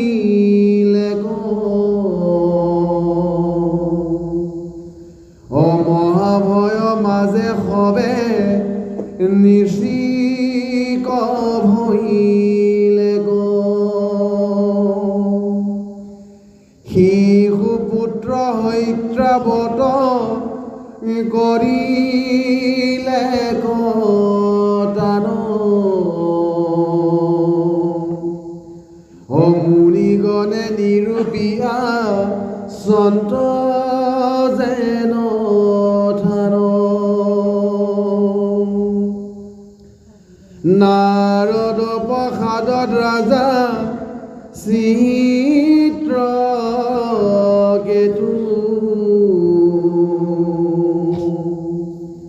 অৰাম জানিল অন্তই আপোনাৰ মুকুতিৰ হেতু গৃহ অন্ধকূপৰতে হৰে ভৈলা বাজ প্ৰংকহন্তে নিস্তৰিল যেন গজৰাজ অৰাম যমুনা তীৰক লাগি গৈলায়াথে বেথে স্নান কৰি হৰি কপু জিলা বিধি মদে এতিয়া এই জীৱটোৱে বা চিত্ৰকেতুৰ পুত্ৰৰ যিখিনি কথা কৈ গ'ল এই কথাখিনিয়ে সকলোকে এক মহা শিক্ষা প্ৰদান কৰি দিব। এতিয়া চিত্ৰকেতুৱে বুজি ল'লে যাৰ মায়াত আজি মই এনেদৰে আসক্ত হৈ আছিলোঁ, এতিয়া সেইজনে এতিয়া পৰিচয় দিলে মই তেওঁ কোনো নহয়। গতিকে এতিয়া তেওঁ নিজে নিজে বুজিলে যে আচলতে মই নিজকে বুজি নাপালোঁ, মই কি কৰি আছোঁ, কিমান অন্ধকূপত মই মজি আছোঁ। গতিকে এই সংসাৰৰ মায়া প্ৰকৃততে জীৱৰ কাৰণে কেতিয়াও মংগলদায়ক নহয়। এনে এক ভাৱনা তেওঁ লোৱাৰ লগে লগেই মুহূৰ্ততে তেওঁ বিষয়ৰ সমস্ত বন্ধনৰ পৰা তেওঁ নিজে নিজে মুক্ত হৈ পৰা যেন হৈ গ'ল। যেন সেই শিশুটিয়ে অজ্ঞান অন্ধকাৰ দূৰ কৰাই তেওঁ জ্ঞানৰ পোহৰ হৈ যেন বিলাইছে। অন্ধকাৰৰ গৰ্তত তেওঁ পকি আছে, কিন্তু শিশুটোৱে এই আত্মদৰ্শন দিয়াই তেওঁক আলোকৰ মহাযাত্ৰালৈ তেওঁক লৈ যাবলৈ এটা পথ নিৰ্দেশনা দিলে। আৰু আনফালে ৯৯,০৯৯,০৯৯ গৰাকী নাৰীয়ে ১ কোটি ভাৰ্যাৰ এগৰাকীয়েহে পুত্ৰ সন্তানৰ সৌভাগ্য লাভ কৰিছিল। বাকী সকলোৱে মিলিতো তেওঁ ভোট কৰিছিল। পুত্ৰ সন্তানসকলে এটা সময়ত আনন্দ কৰিছিল, কিন্তু যেতিয়া এই চিত্ৰকেতুৰ পুত্ৰই সকলোকে শুনাই এই জ্ঞানখিনি দিলে, এই জ্ঞানখিনিৰে সকলোৰে হৃদয় ভেদি গ'ল। এই পুত্ৰ হত্যাকাৰী শিশু হত্যাকাৰী সেই নাৰীসকলৰ হৃদয়তো সেই কথাই এটা বাৰুকৈ ৰেখাপাত কৰিলে, তেওঁলোকৰ আত্মদংশন হৈ গ'ল। কিন্তু জগতে পৰিচয় নাপালে যে কোনে কাক বধ কৰিলে। বিষ খুৱাইহে মাৰিছিল, কিন্তু শিশুটোৱেতো কৈ নগ'ল যে মোক মাহী মাকসকলে বিষ খুৱাই মাৰাৰ কাৰণে মই গুচি গ'লোঁ। তেওঁতো নক'ল। তেওঁ ক'লে কি যে মই মহাপাপী, মই ঈশ্বৰক নভজাৰ কাৰণে মই এই দেহ এৰি থৈ গুচি যাব লগা হ'লোঁ আৰু এতিয়া অন্য এটা দেশলৈকে যাব লগা হ'ল। এই কথাটোৱে ক'লে। গতিকে এই শিশু হত্যাকাৰী নাৰীসকলে নিজক নিজে সংশোধন কৰিবলৈ এতিয়া সুযোগ পাইছে যে মিছাই আমি এই শিশুটোক বধ কৰি মহাপাপৰ ভাগি হ'লোঁ। স্বৰূপতে কোনেও কাকো বধ কৰিব নোৱাৰে। ইচ্ছাধাৰী জীৱ, ভগৱন্তৰ ইচ্ছাত এই জীৱবিলাক অহা যোৱা কৰি আছে। কিন্তু মই যে মাৰিলোঁ, তাৰ দায়িত্বটো যে মই ল'লোঁ, মোক এতিয়া মহাপাপে সেইটো কাৰণতে মোক এতিয়া লং দিলে। এতিয়া সংসাৰৰ ৰীতি অনুসাৰে তেওঁলোকে সেই পাপৰটো প্ৰায়চিত্ৰ কৰিব লাগিব। গতিকে সেই পাপৰ প্ৰায়চিত্ৰৰ কাৰণে লগে লগে কি হৈ গ'ল, তেওঁলোকৰ যিটো সুন্দৰ যিটো দেহ মুহূৰ্ততে বোলে কুৎসিত হৈ গ'ল। মন আত্মাবিলাক যেতিয়া আপোনাৰ বিষাদগ্ৰস্ত হয়, কি যিমানেই সুন্দৰ ৰূপ এটা লৈ নাথাকক, লগে লগে সমস্ত ৰূপ নাইকিয়া হৈ যাব। মন যেতিয়া বিষাদগ্ৰস্ত হ'ব, মন যেতিয়া কলংকিত হ'ব, ৰূপ লগে লগে নাইকিয়া হৈ যাব। অৰ্থাৎ এই মহা অপৰাধটো কৰাৰ কাৰণে সেই অপৰাধটো প্ৰথমতে ক'ত লাগিল? নিজৰ আত্মদংশনত লাগিল। গতিকে এই কাৰণে তেওঁলোকে অনুমান কৰিলে যে তেওঁলোকে ভাবি ল'লে যে আমাৰ সমান মহাপাপী নাই। লগে লগে তেওঁলোক নিশ্চিত হৈ গ'ল, শ্ৰীহীন হৈ গ'ল, কুণ্ঠচ নিম্বাকাৰ কিবা এটা ৰোগ হৈ গ'ল। তাৰপিছত সেই মহাপাপৰ কাৰণে তেওঁলোকে আজন্ম ব্ৰত কৰিব লগা আৰম্ভ হৈ গ'ল। অৰ্থাৎ ঈশ্বৰৰ শৰণাপন্ন হ'বলৈ বাধ্য হৈ গ'ল, ব্ৰত কৰিব লগা হৈ গ'ল। সমস্ত সংসাৰী মায়া তেওঁলোকৰ আঁতৰি গ'ল। আৰু এই চিত্ৰকেতু গৃহ সংসাৰ মায়া ৰাজ শাসন চব ত্যাগ কৰি তেওঁ সন্ন্যাস লৈ এইখন সংসাৰৰ পৰা তেওঁ আঁতৰি গ'ল। আৰু গৈ গৈ তেওঁ ক'ত পাইছে? পবিত্ৰ যমুনা নদীৰ তীৰত গৈ উপস্থিত হৈছে। আৰু সেই যমুনা নদীৰ তীৰতে তেওঁ এতিয়া যিজনক চিনি পাইছে, যিজনক বুজিছে, যিজনৰ কাৰণে তেওঁ সংসাৰত আহি কিবা এটা কৰ্ম কৰিব লাগিছিল, যিটো কৰ্ম কৰিব লাগিছিল সেইটো নকৰিলে, তাৰ কাৰণে সেই পৰমাৰ্থ পুৰুষজনক এতিয়া তেওঁ বিচাৰি গৈছে, তপ কৰিবলৈ তেওঁ গৈছে। ইয়াৰ বাহিৰে আৰু জীৱাত্মা কৰিব লগা একো নাই। এই দৰ্শনটোকে এতিয়া চিত্ৰকেতু দিছে, এটা মহা আখ্যান। এতিয়া ইয়াৰ আগতে বৃত্তাসুৰৰ এটা মহা কাহিনী হৈ গ'ল। সি অসুৰ হয়, কিন্তু অসুৰ হ'লেও কি হয় যে অসুৰ হ'লেও তেওঁ যিমানখিনি তেওঁ আজি ভক্তি ধৰ্ম আচৰণ কৰি দেৱতা সকলকো তেওঁ গুৰুৰূপে জ্ঞানৰ দৰ্শন দিবলৈ সক্ষম হ'ল। সকলো সময়তে কৃষ্ণৰ নাম তেওঁ ধ্যান কৰি তেওঁ যুদ্ধ কৰিছে, কৰ্ম কৰিছে, সমস্ত কৰিছে। অসুৰ হৈ কৃষ্ণৰ নাম প্ৰকাশ কৰাটো, প্ৰচাৰ কৰাটো কিমান দূৰ। কিন্তু সেইজনে কিয় অসুৰ হ'ব লগা হ'ল, পূৰ্বজন্মত কোন আছিল, এই কাহিনীটো আঁত ধৰিয়ে আজি চিত্ৰকেতুৰ আখ্যান আৰম্ভ হৈছে। এতিয়া এই চিত্ৰকেতু এওঁৱে গৈ এটা সময়ত বৃত্তাসুৰ ৰূপে আকৌ আহিব লগা এটা আখ্যান আমাক ভাগৱতে দিছে। বাৰু যি কি নহওক, এতিয়া এই চিত্ৰকেতুৱে নিজৰ পুত্ৰ বুলি ভবা সেইজনৰ মমতাত তেওঁ যিমানে যি নহওক তেওঁ নিয়মান হৈ আছিল। কিন্তু তেওঁ দিয়া জ্ঞানৰ দৰ্শন মতে সমস্ত মায়া মোহ তেওঁ ছিন্ন হৈ গ'ল। আৰু তেওঁ পৰম পুৰুষ ভগৱন্তক তপ কৰিবলৈ আহি এতিয়া তেওঁ ঈশ্বৰৰ কৃপানো কেনেকৈ লাভ কৰে? আহক আমি পুনৰ পদলৈকে আগবাঢ়ো। কৃষ্ণ ৰাম বহিতে দেখিলা পাছে অংগীয়া নাৰদ,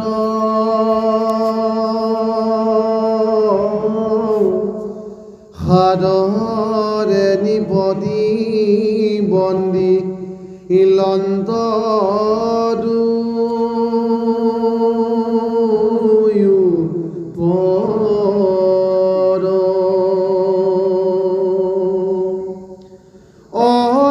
অৰাম পৰম ভগতি ভৈল জাৰি চিত্ৰকেতু, কহিয়া কৃষ্ণৰ নাম জগতৰ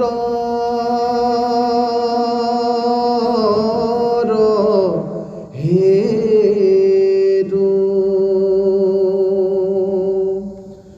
নমো ভগৱন্ত বাসুদেৱ নিৰঞ্জন, নমো প্ৰদ্যুন্নয় নিৰুদ্ধ সংস্কৰণ। ৰাম প্ৰণাম পৰমানন্দ, নমো নাৰায়ণ।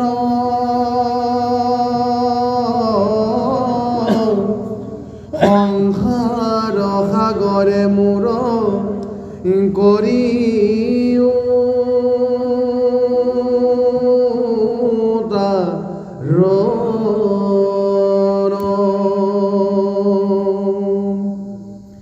এই মহামন্ত্ৰে কৰা হৰিত ভগতি, অংগীৰা নাৰদ দুয়ো গৈলা মহামতি।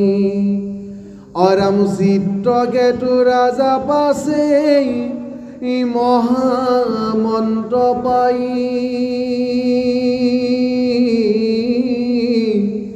সাত দিন নিৰাহাৰে আসন্ত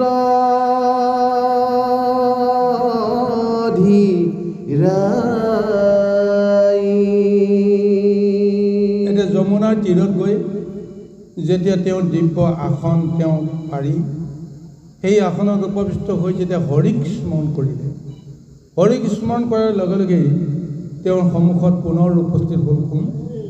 অংগীৰা আৰু নাৰদ। যি অংগীৰা ঋষিয়ে তেওঁক এদিন পুত্ৰ সন্তান দিছিল, যি নাৰদে এদিন যোগ বলেৰে সেই মৃত সন্তানটোক আনি দিছিল, আৰু সেই দুজন আহি পুনৰ যেতিয়া চিত্ৰকেতুৱে তপস্যা কৰিবৰ কাৰণে যেতিয়া আসনত তেওঁ যেতিয়া বহিল, হৰিক যেতিয়া পূজা কৰিছে, স্মৰণ কৰিছে, লগে লগে অংগীৰা আৰু নাৰদ উপস্থিত হৈ তেওঁলোকে ভাবিলে যে চিত্ৰকেতুৰ মন এতিয়া বিষয়ৰ পৰা সম্পূৰ্ণ মুক্ত, তেওঁৰ হৃদয় এতিয়া নিৰ্মল হৈ গ'ল, পবিত্ৰ হৈ গ'ল। এতিয়া তেওঁক এতিয়া ঈশ্বৰ দৰ্শনৰ যিটো মাৰ্গ, এই মাৰ্গটো দেখুৱাব লাগিব। ভগৱন্তক পাবলৈ, ভগৱন্তৰ নাম ল'লেই আচলতে ভগৱন্তক নাপায়। ভগৱন্তক পাবৰ কাৰণে তাৰো এটা প্ৰক্ৰিয়া আছে, এটা বিধিৰ ব্যৱস্থা আছে, সেইমতে তেওঁ আগুৱাই যাব লাগিব। সেইখিনি দিবৰ কাৰণে এতিয়া নাৰদ আৰু অংগীৰা চিত্ৰকেতুৰ সন্মুখত উপস্থিত হৈছে। এতিয়া ঈশ্বৰক পাবৰ কাৰণে প্ৰথমতে ঈশ্বৰৰ মূৰ্তি স্বৰূপত গুৰু দৰ্শন হ'ব লাগিব। গুৰুক যদি তেওঁ ভজনা নকৰে, গুৰুৰ পৰা যদি তেওঁ ঈশ্বৰৰ ব্ৰহ্ম মন্ত্ৰ যদি তেওঁ লাভ নকৰে, সেই মন্ত্ৰত যদি তেওঁ বিশ্বাস নকৰে, তেতিয়াহ'লে তেওঁ ঈশ্বৰ দৰ্শন সম্ভৱ নহ'ব। গতিকে এইকাৰণে আমি বিষয়সকলে সকলোৱে নাম লওঁ, সকলোৱে কৃষ্ণ নাম লওঁ, ঈশ্বৰৰ নাম লওঁ, কামত নাহে। শেষত নিজে প্ৰমাণ পাওঁ, ইমান দিন হৰি পূজা কৰিলোঁ, ইমান দিন হৰি নাম ল'লোঁ, ক'তা সমস্ত সংসাৰৰ দুখবিলাক দেখোন মুখেহে দিয়ে, কি লাভ হ'ল হৰি পূজা? আজি হৰিৰ প্ৰতি আমি ঠিক তেনেদৰে আমি আক্ষেপ কৰিব লগা হয়। কিয়? যেনেদৰে আমাৰ গুৰু দৰ্শন হ'ব লাগে, গুৰু মন্ত্ৰত আমাৰ যেনেদৰে দৃঢ় বিশ্বাস হ'ব লাগে, আমাৰ সেই মন্ত্ৰত আমাৰ বিশ্বাস নাই। কেৱল বিষয়ৰ আসক্তিৰ সূত্ৰেহে আমি গুৰু বুজোঁ, বিষয়ৰ আসক্তিৰ সূত্ৰেহে ভগৱন্তৰ নাম লওঁ, আৰু সেইকাৰণে ভগৱন্তে আমাক বিষয়ৰ ওপৰত বিষয়ে দি দি আমাক মায়া সংসাৰতে ৰাখি থৈছে। স্বৰূপতে আমি নিজক নিজেই বন্দী কৰি আছোঁ, আমি ক'বই পৰা নাই। আশা আকাংক্ষাৰ নামত মায়াজৰীডাল ডিঙিৰ পৰা আনি আমি ভৰিত বান্ধিছোঁ, ভৰিৰ পৰা আনি ডিঙিত বান্ধিছোঁ, আমি ক'বই নোৱাৰোঁ। হয়নে নহয় কওকচোন বাৰু? জালত পৰা জীৱ এটাই মুক্ত হ'বৰ কাৰণে যত্ন কৰোঁতে অকণমানেহে জালত মেৰিয়াই ধৰিছিল, কিন্তু যেতিয়া মুকলি কৰিবলৈ নিজকে চেষ্টা কৰোঁ, তেতিয়া গোটেই জালখনে মেৰিয়াই ধৰিলে। তাৰ পৰা আমি কোনো কাৰণে ওলাব নোৱাৰোঁ। তদ্ৰূপ আমাৰ মায়া সংসাৰে এনেদৰে আমাক ৰাখিছে। আজি এইকাৰণে ভগৱন্তেও চিন্তা কৰে যে যাৰ অন্তৰ নিৰ্মল হৈ পৰিছে, বিষয়ৰ পৰা তেওঁ ইতিমধ্যে তেওঁ মুক্ত হৈছে, সেইজনক ভগৱন্তেও বিচাৰে ভকত হিচাপে। গতিকে সেইকাৰণে তেওঁ ৰাস্তাটো দেখুৱাবৰ কাৰণে স্বয়ং গুৰু ৰূপত কাৰোবাক তেওঁ পঠিয়াই দিয়ে তেওঁৰ ওচৰলৈ। আজি এতিয়া চিত্ৰকেতুৰ মন নিৰ্মল হৈ গ'ল, ঈশ্বৰৰ প্ৰতি তেওঁ এটা দৃঢ় বিশ্বাস হ'ল, বিশ্বাসেই হ'ল, কিন্তু তেওঁ ঈশ্বৰৰ ওচৰলৈকে যোৱাৰ ৰাস্তাটো তেওঁ চিনি পোৱা নাই। এইকাৰণে মৰমতে ভগৱন্তে গুৰু ৰূপত নাৰদ আৰু অংগীৰাক পঠিয়াই দিছে, আৰু নাৰদৰ দৰ্শন হোৱাৰ লগে লগে, অংগীৰাৰ দৰ্শন হোৱাৰ লগে লগেই চিত্ৰকেতুৰ মনত পুনৰ তেওঁলোকৰ প্ৰতি এটা ভক্তি ভাৱনা আহি গ'ল, দৃঢ় বিশ্বাস আহি গ'ল যে তোমালোকেই ভগৱন্তক যিহেতু সদায় সমাধিত লাভ কৰি আছা, ভগৱন্তক সদায় পাই আছা, গতিকে ভগৱন্তক পোৱাৰ যিটো ব্যৱস্থা মোক দিব লাগিব। এতিয়া তেওঁলোকৰ ওচৰত গুৰু মানিবলৈ বাধ্য হ'ল। গুৰুহীন বিদ্যা কোনো কাৰণতে গতি আৰু মুক্তিৰ কাৰণে উপযুক্ত নহয়। সেই মায়াবিদ্যাহে, গুৰুহীন বিদ্যা মানে মায়াবিদ্যা। কিন্তু গুৰুৱে যেতিয়া যিটো বিদ্যা দিব, জ্ঞান দিব, মন্ত্ৰ দিব, সেই মন্ত্ৰক যদি আমি সঁচাকৈ দৃঢ়ভাৱে বিশ্বাস কৰোঁ, ঈশ্বৰক যদি তাৰ মন্ত্ৰৰ জৰিয়তে যদি আমি তাৰ ৰূপটো চাবলৈ যদি আমি প্ৰযত্ন কৰোঁ, তেতিয়াহ'লে ভগৱন্তে আমাক তেনেদৰে উদ্ধাৰ কৰিব। আজি এই কাৰণে গুৰু যেতিয়া বুজিলে, এতিয়া ঈশ্বৰক পাবলৈ যিটো মন্ত্ৰৰ প্ৰয়োজন, ব্ৰহ্ম মন্ত্ৰৰ যিটো প্ৰয়োজন, দীক্ষা মন্ত্ৰৰ যিটো প্ৰয়োজন, এই মন্ত্ৰটো আজি চিত্ৰকেতুক প্ৰদান কৰিছে। কি বুলি কৈছে চাওক, নমো ভগৱন্ত বাসুদেৱ নিৰঞ্জন, নমহু পদন্য অনিৰুদ্ধ শংকৰখন, নমহু পৰমানন্দ নমো নাৰায়ণ, সংসাৰ সাগৰে মূৰ কৰিও তাৰণ। এইটোৱেই হৈছে মহামন্ত্ৰ। ভগৱন্তৰ সহস্ৰ নাম আছে, তাৰ ভিতৰত কেইটামান নাম আজি মন্ত্ৰৰ ৰূপত গাঁঠি দিছে। সেই নাম কেইটাই হৈছে ভগৱন্ত, পঞ্চভূতি মহাশক্তিক আশ্ৰয় কৰি যিজনে মহালীলা কৰি আছে, সেইজনে হৈছে ভগৱন্ত। ভগৱন্তৰ নামতে সেই পঞ্চভূতি শক্তিটো আছে। পঞ্চভূত ক্ষিতি অৱ তেজ মৰু ব্ৰুম, এই পঞ্চটা শক্তিক যিজনে আশ্ৰয় কৰি লীলা কৰি আছে, সেইজনেই হৈছে ভগৱন্ত। তেওঁ হৈছে বাসুদেৱ। সমস্ত জীৱৰ দেহত বাস কৰাৰ কাৰণে তেওঁৰ নাম হৈছে বাসুদেৱ। তেওঁ নিৰঞ্জন, নিৰ্যোগ অঞ্জন, যাক অনুভৱ কৰা যায়, যিয়ে জল স্পৰ্শ কৰে, তেওঁহে জানে জলৰ আচল যিটো স্পৰ্শৰ অনুভৱটো কি। নিৰ মানে পানী, জল, অঞ্জন মানে কি, তিলক। আমি যে এতিয়া ভক্তিভাৱেৰে ভগৱন্তে এতিয়া গুৰুৰ জৰিয়তে যি এটা মন্ত্ৰ দিয়ে, যেতিয়াই আমি ঈশ্বৰক ভজনা কৰিম বা ভজিম, তাৰ প্ৰতীক স্বৰূপে আমাক এটা তিলক দিয়া হয়। তিলক ধাৰণ কৰিলেই তেওঁ আত্মাৰে সৈতে কাৰোবাক তেওঁ ভজনা কৰিব লগা হয়, কাৰোবাৰ ভাৰ্যা বুলি তেওঁ নিজেই স্বীকাৰ কৰিব লগা হয়, সাক্ষী হিচাপে তেওঁ তিলকটো ধাৰণ কৰিব লগা হয়। এয়া হৈছে আমাৰ সংস্কাৰ। কিন্তু স্বৰূপতে আমি আজি যি তিলক পিন্ধিছোঁ, চন্দনৰ তিলক পিন্ধিছোঁ, মৃত্তিকাৰ তিলক পিন্ধিছোঁ, নীলগৰ পৰা সকলোৱে দেখা পায়। কিন্তু এই তিলকৰ ওপৰত আটাইতকৈ ডাঙৰ তিলকটো হৈছে এই জল তিলক, নিৰঞ্জন বুলি যাক কোৱা যায়। নিৰঞ্জন জলৰ তিলকেৰে আমি নিজৰ দেহটোক, শিৰ বা কপালক আমি যেতিয়া ঈশ্বৰৰ ওচৰত সমৰ্পণ কৰি দিম, শিৰত তিলক লোৱা ধাৰণটো সেইটোৱেই। মোৰ শিৰ বা ললাট বা ভাগ্যখন যাৰ নামত আমি সমৰ্পণ কৰি দিম, তেওঁ আমাৰ দায়িত্ব ল'বৰ কাৰণে বাধ্য। এগৰাকী নাৰীয়ে যেতিয়া স্বামী ভজিব, স্বামীজনৰ নাম লৈ যেতিয়া তেওঁ এটা তিলক ধাৰণ কৰিব, গতিকে স্বামীজনৰ দায়িত্ব তেওঁৰ সমস্ত সুৰক্ষাৰ কাৰণে, সমস্ত ক্ষেত্ৰত ৰক্ষাৰ কাৰণে তেওঁৰ দায়িত্বত আহি পৰে। ঠিক তেনেকৈ ঈশ্বৰৰ নামত যদি আমি এটা জল তিলক লওঁ, আনে দেখক নেদেখক বেলেগ কথা, মইতো জানিম, মইতো বুজিম, তেওঁৰ ওচৰতো আমি সকলো প্ৰকৃতি হৈ আছোঁ। গতিকে এই তিলক ধাৰণ কৰাৰ লগে লগে সেই তিলকৰ স্পৰ্শটো, গোন্ধটো আনে বুজক নুবুজক আমি সকলোৱে বুজিম। আৰু যিজনে জানিব লাগে, যিজনে দেখিব লাগে, তেওঁটোতো লগে লগে অন্তৰ্যামী, তেওঁতো দেখিব।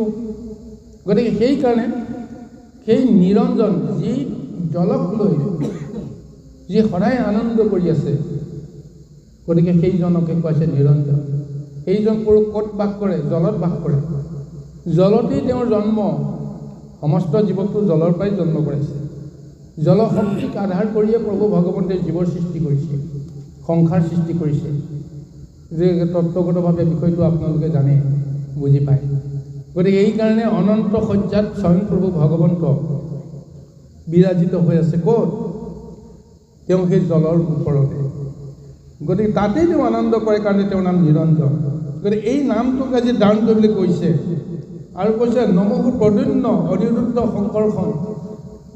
প্ৰদ্যুন্ন শব্দটো দুৰ্বাৰ যাৰ উদ্যম আছে, কৰ্মৰ যিটো স্পৃহা আছে, তাৰ কাৰণে তেওঁৰ নাম হৈছে প্ৰদ্যুন্ন।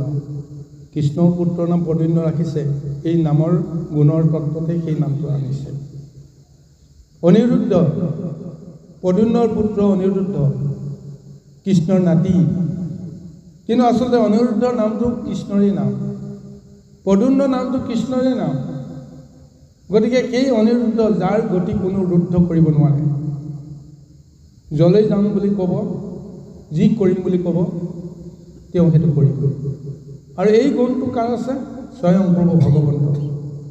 তেওঁ শংকৰখন, সমস্ত বিপদক কৰ্ষণ কৰিব পৰা যিটো শক্তি, সেই শক্তিটোৰ নাম হৈছে শংকৰখন।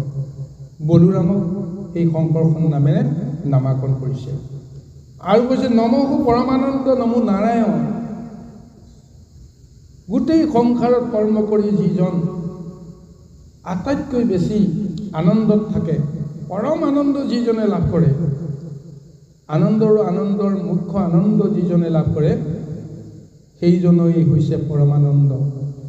আৰু তেওঁ হৈছে নাৰায়ণ। চাৰিটা নামতেই সেই নাৰায়ণ নামটো সুন্দৰভাৱে ইয়াত তত্ত্বগতভাৱে বন্ধা হৈছে। নাৰাযোগ আয়ন মানে নাৰায়ণ। জলত যিজনে শয়ন কৰি থাকে, সেই জলাশয় নাৰায়ণক থকা হৈছে। এই চাৰিটা নামতে নাৰায়ণ নামটো আছে। চাৰি নামে চাৰি বেদ, নাম নাৰায়ণ, শংখ চক্ৰ গদা পদ্ম কৰয় ধাৰণ। এই নাৰায়ণৰ হৈছে স্বৰূপ।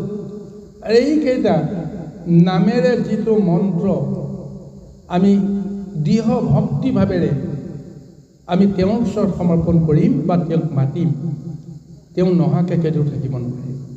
গতিকে সেই নামৰ মন্ত্ৰটো দিলে কি?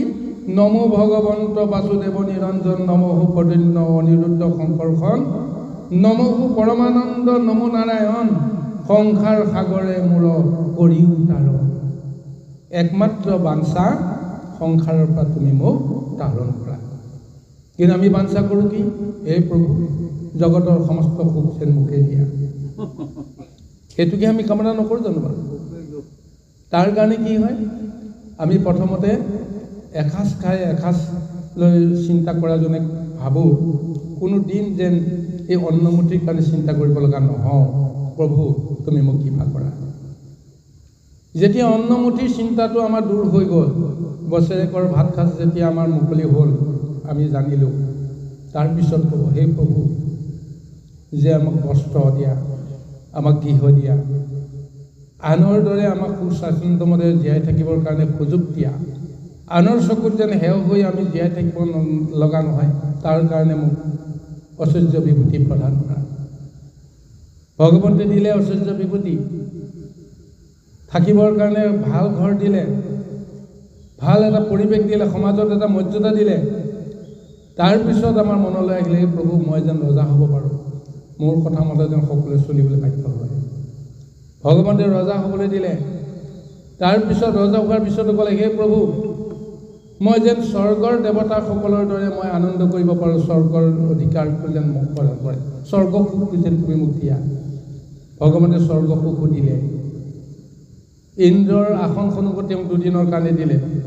তাৰপিছত তেওঁ মনলৈ আহিলে, হে প্ৰভু যে ব্ৰহ্মা বিষ্ণু মহেশ্বৰৰ সমান যেন মই হ'ব পাৰোঁ, তুমি মোক কৃপা কৰা। এনেদৰে দুৰ্বাৰ আমাৰ আকাংক্ষাৰ যিটো ব্যৱস্থা বাঢ়ি বাঢ়ি গৈ থাকিব। এয়া হৈছে মায়া সংসাৰৰ স্বৰূপ। কিন্তু যিজনে নিজকে বুজি পায় যে এই মায়া সংসাৰত মজি থাকিলে কি পাওঁ, স্বৰ্গ সুখৰ বাহিৰেতো ভাল বস্তু জগতত একোৱেই নাই। কিন্তু সেই স্বৰ্গ সুখ পোৱাৰ পিছতো আকৌ আমি মৰ্তলৈকে গুচি আহিব লাগিব। পুণ্য অৰ্জন কৰি ভাল কৰ্ম কৰি স্বৰ্গ পাম, দুদিনৰ পিছত পুণ্য ধনখিনি খৰচ হ'ব, আকৌ আমি মৰ্তলৈকে বা সংসাৰলৈকে আহিব লাগিব। স্বৰ্গৰ ভোগ কৰা আমাৰ কি লাভ হ'ব? এই পৰমাৰ্থ জ্ঞানটো যিজনে বুজে, প্ৰভু মোক স্বৰ্গ নালাগে, স্বৰ্গ পালে আকৌ মই নৰকলৈ আহিব লাগিব, কিন্তু স্বৰ্গৰ পৰা মই আকৌ আপোনাৰ স্থানলৈকে যাব পৰা ৰাস্তাটো আছেনে নাই সেইটোকে মোক দিয়া। এই ধাৰণাটো যোনে ল'ব পাৰিছে তেওঁ সংসাৰ মায়া ত্যাগ কৰিব পাৰিছে, মায়া বন্ধন তেওঁ ছেদ কৰিব পাৰিছে। গতিকে মায়া ত্যাগ কৰা, মায়া বন্ধন ছেদ কৰাৰ মাজত আমি নিজৰ অনুভৱেৰেহে গোটেই কৰ্মখিনিত আমি তাৰ এটা মূল্যটো পাম। আমিতো সংসাৰত থাকিতো সমস্ত কৰ্ম কৰিব লাগিব। গতিকে সংসাৰৰ পৰা আমি কেতিয়াও নিজৰ ইচ্ছামতে যাব নোৱাৰোঁ। গতিকে মায়া সংসাৰত মজি থাকিলে আপুনি মায়াৰ লগত সম্বন্ধ থাকিবই, কিন্তু আপুনি আসক্ত কৰিব নালাগে, আপুনি আসক্ত হ'ব নালাগিব। আসক্ত হ'লেহে আপুনি মজি থাকিব। জলত যেনেকৈ পদুম ফুল থাকে, কিন্তু জলত পদুম ফুলৰ পাহি এটাও কোনো কাৰণতে পানীয়ে তিয়াব নোৱাৰে, পদুম ফুলটোকো তিয়াব নোৱাৰে, অথচ পদুমটো পানীতেই থাকে। পানী নহ'লে পদুমৰ অৰ্থ নাই। ঠিক তেনেকৈ আমাৰ জীৱৰ সংসাৰখন যদি নহয়, আমাৰ জীৱৰ অস্তিত্ব কি আছে, জীৱৰ মূল্য কি আছে? কিন্তু সংসাৰৰ যিমানখিনি পাৰমাৰ্থিক শক্তি, সেইখিনিক লৈ যদি ঈশ্বৰৰ নামত আমি সমৰ্পণ কৰিব পাৰোঁ, তেতিয়াহ'লে সংসাৰৰ মায়াই আমাক একো কৰিব নোৱাৰোঁ। এতিয়া এইসকল ভগৱন্তৰ ৰূপধাৰী এইসকল মায়া সংসাৰ লীলা কৰি আছে, কিন্তু মায়াত তেওঁলোক মজি থকা নাই। অংগীৰা নাৰদকে আদি কৰি এইসকলৰ কথাকে কোৱা হৈছে। মায়া সংসাৰৰ মায়াবী এই নৰসকলৰ লগতে তেওঁলোকে লীলা কৰি আছে, কিন্তু এই মায়াৰ লগত তেওঁলোকৰ সম্বন্ধ নাই। তদ্ৰূপ আমি এই ধৰণেৰে আমি জীৱসকলে মুক্তি লাভ কৰিব লাগিব। আৰু তাৰ কাৰণে এই ব্ৰহ্ম মন্ত্ৰটো গুৰুৰ পৰা পাইছে। চিত্ৰকেতে এই মন্ত্ৰটো দৃঢ় কৰি লৈছে, আৰু এই মন্ত্ৰৰ জৰিয়তে তেওঁ যোগ সাধনৰ জৰিয়তে এই পৰম পুৰুষ নিৰাকাৰজনক তেওঁ এতিয়া হৃদয়ৰ সৈতে আমন্ত্ৰণ কৰিছে। এতিয়া সেই প্ৰভু ভগৱন্তই এতিয়া তেওঁক কেনেকৈ কৃপা কৰে, আহক আমি পৰৱৰ্তী পদলৈকে আগবাঢ়ো। দিন মানে হৰি চৰণ ধীৰাইলা, সেহি পুণ্য বিদ্যাধৰ অধিপতি ভৈলা। ৰাম ৰাম কতো দিনয় অনন্তৰে বিদ্যাৰ প্ৰভাৱে প্ৰৱেশিলা যাই দেৱ অনন্তৰ ঠাৱে। ৰাম সাক্ষাতে দেখিলা দেৱ সহস্ৰ বদন, মীনালধ বল তনু শুনিল বসন।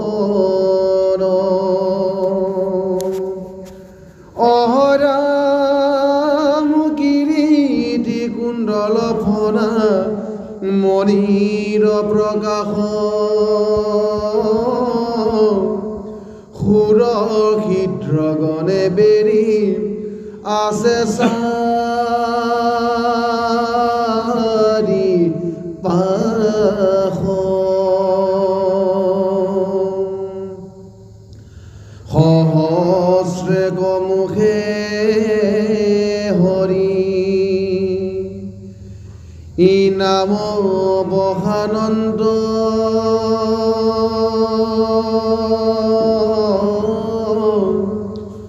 অৰুণ কমল নেত্ৰ জলন্দে আচন্ত।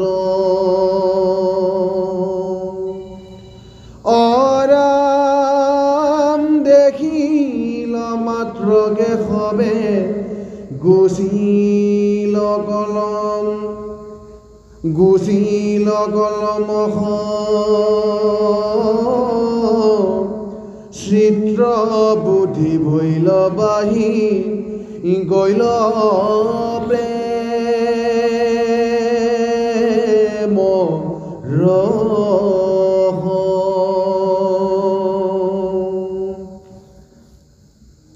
অৰাম পুলকিত তনু জৰে আনন্দ লোটক, অষ্টাংগে পৰিয়া অন্তয় অনন্ত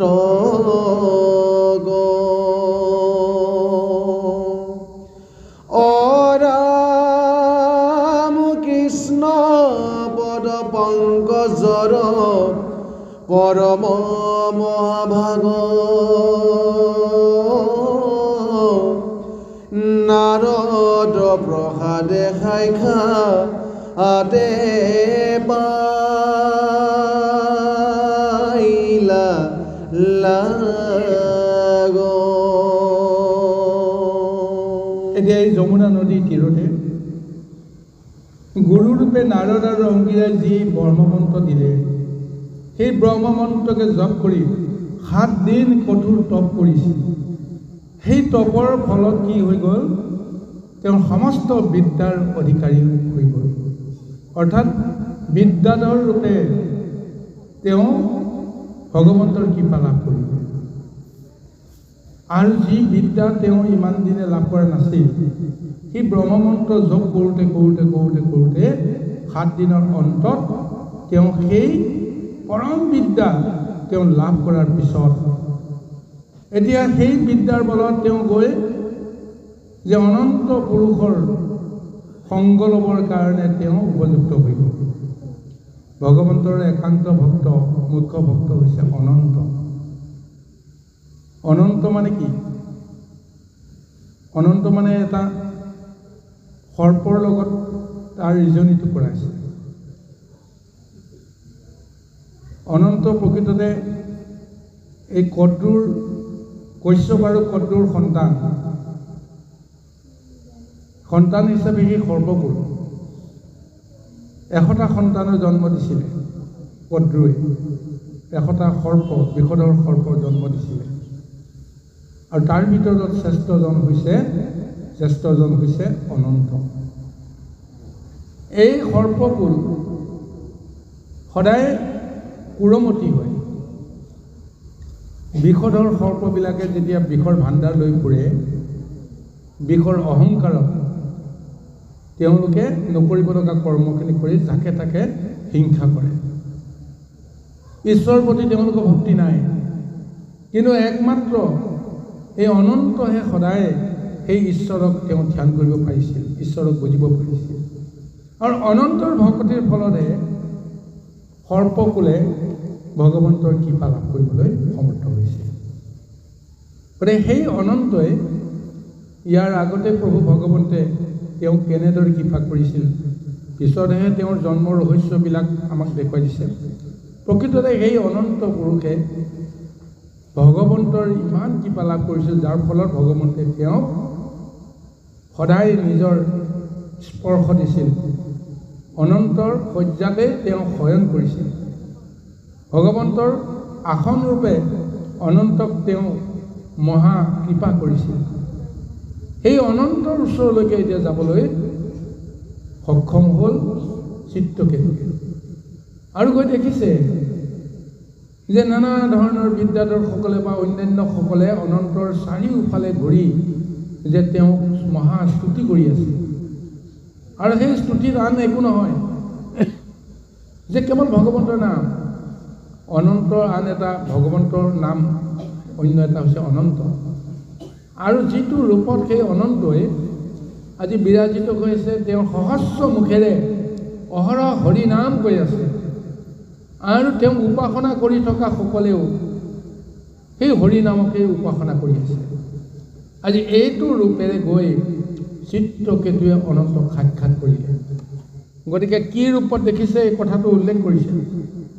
সাক্ষাতে দেখিলা দেৱ সহস্ৰ বদন, মৃণাল ধবল তনু শুনিল বসন, কিৰীতি কুণ্ডল ফনা মণিৰ প্ৰকাশ, পুৰ সিদ্ধ গণে বেহি আছে চাৰি পাশ, সহস্ৰেক মুখে হৰি নাম বসানন্ত, অৰুণ কমল নেত্ৰে জ্বলন্তে আচন্ত, দেখিলা মাত্ৰকে হবে গুচিল কলম, চিত্ৰশুদ্ধি হৈল বাঢ়ি গৈলা প্ৰেমৰ। চিত্ৰকেতুৱে যেতিয়া গৈ দেখিলে যে অনন্ত পুৰুষেও সেই মহাৰূপেৰে তেওঁক বৰ্ণনা কৰি আছে সুৰসিদ্ধসকলে, আৰু তেওঁ বৰ্ণনা কৰি আছে স্বয়ং কৃষ্ণ ভগৱন্তৰ তেওঁ সহস্ৰ মুখেৰে। আৰু সেই ৰূপটো দেখা পোৱাৰ লগে লগে চিত্ৰকেতুৰ মনত বিষয়ৰ যিখিনি কালিমা আছিল সমস্তখিনি নাশ হৈ গ'ল। তেওঁৰ চিত্ৰবিলাক শুদ্ধি হৈ গ'ল। শুদ্ধি হৈ যোৱাৰ লগে লগে ভক্তিৰ প্ৰেমৰ যিটো ৰস তেওঁৰ হৃদয়ত বৈ আহিবলৈ আৰম্ভ কৰিলে, তেওঁ অনুভৱ কৰিলে। তাৰ লগে লগে তেওঁৰ সৰ্ব শৰীৰ পুলকিত হ'বলৈ আৰম্ভ কৰিছে। আহক আমি পৰৱৰ্তী পদলৈ যাম। কৃষ্ণ জয় কৃষ্ণ। হে মোৰ কৃপালু বাপ সমস্ত মাতৃ সমস্ত, আমি সময়ৰ প্ৰতি লক্ষ্য ৰাখি আৰু এটি পদৰ পিছতে আজি যি মহান বৈকুণ্ঠ ভাগৱত পাঠ ভাগ ইমানতে সামৰণি কৰিছোঁ। জয় কৃষ্ণ।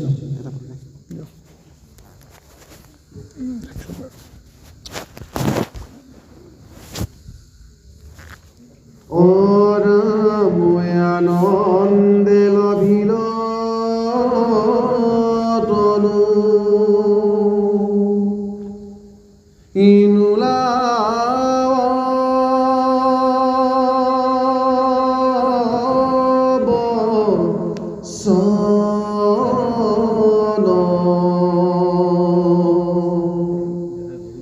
চৰণ গছাই স্তম্ভী ৰৈল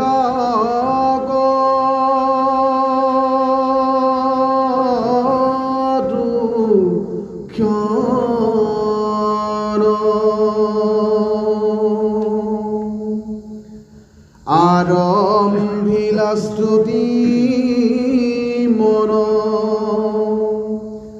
অকৰি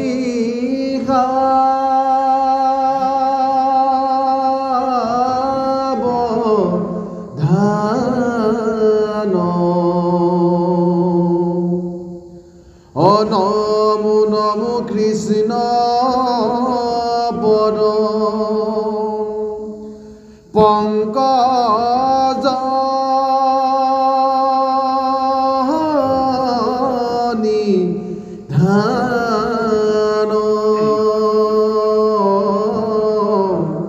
কৃষ্ণ শংকৰ গুৰু হৰি ৰাম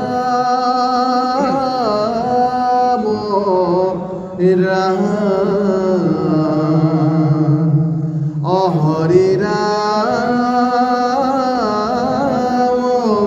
ৰাম ৰাম। জয় কৃষ্ণ।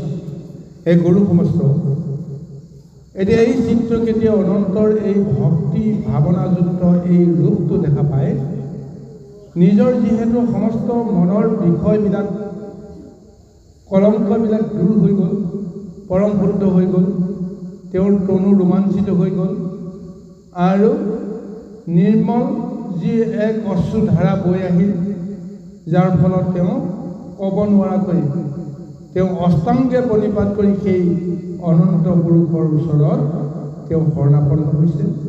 আৰু নাৰদৰ কৃপাতে যেন তেওঁ এনেদৰে এই অনন্ত পুৰুষক লগ পায়, আজি ঈশ্বৰক বুজিব পৰা ভজিব পৰা এই সুযোগটো যে পালে, তাৰ কাৰণতে এতিয়া তেওঁ মহাস্তুতি এতিয়া আৰম্ভ কৰিছে অনন্ত পুৰুষ। ইতিমধ্যে তেওঁৰ বিষয়ৰ যিখিনি বাসনা সমস্তখিনি দূৰ হৈ গ'ল। এয়াই হৈছে এক ভক্তিৰ এক মহাৰূপ আজি ভাগৱতৰ জৰিয়তে চিত্ৰকেতুৰ জৰিয়তে আমাক প্ৰদান কৰিছে। এই গুৰু সমস্ত চিত্ৰকেতুৰ দৰে আমি সকলোৱে বিষয়ৰ পৰা আমি মুক্ত হ'বৰ কাৰণে নিশ্চয় ঈশ্বৰৰ এক শুদ্ধ স্বৰূপটো আমি উপলব্ধি কৰিবৰ কাৰণে